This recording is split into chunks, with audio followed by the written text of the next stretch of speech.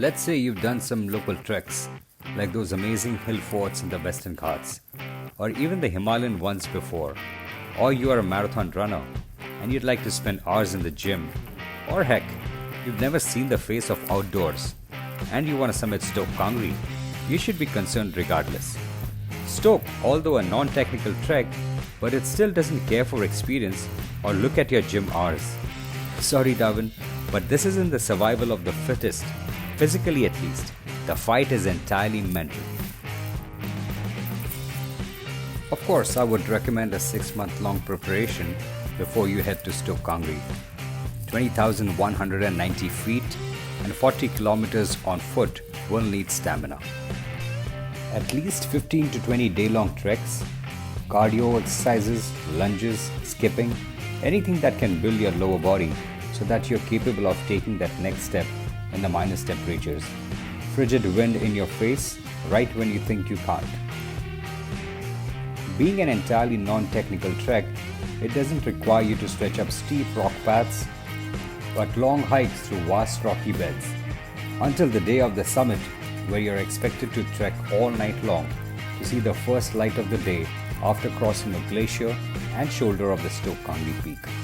Keeping you company will also be playful marmots, blue sheep and lammergeiers, the bone-crushing vultures.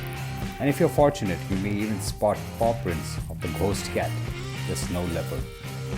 A cheat code to prepare your body for a Himalayan trek is firstly to have as much water as you can in the week before the trek.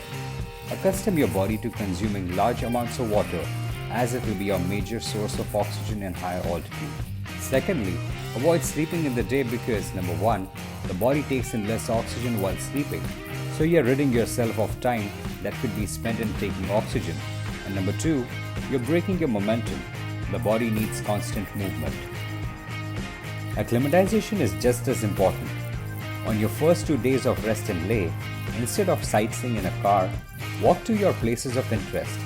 Avoid exploring places at higher altitudes, especially Khardumla. How you utilize those 2 days will determine how smooth your next few days will go.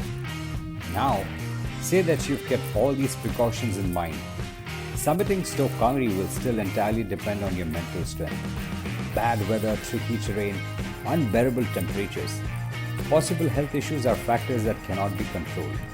If the mountains were that easy to traverse, they wouldn't be as addictive. They will test your endurance, and if you can still push through, that sense of victory will remain with you for the rest of your life and remind you that once when you could have succumbed, you pushed through and conquered a mountain.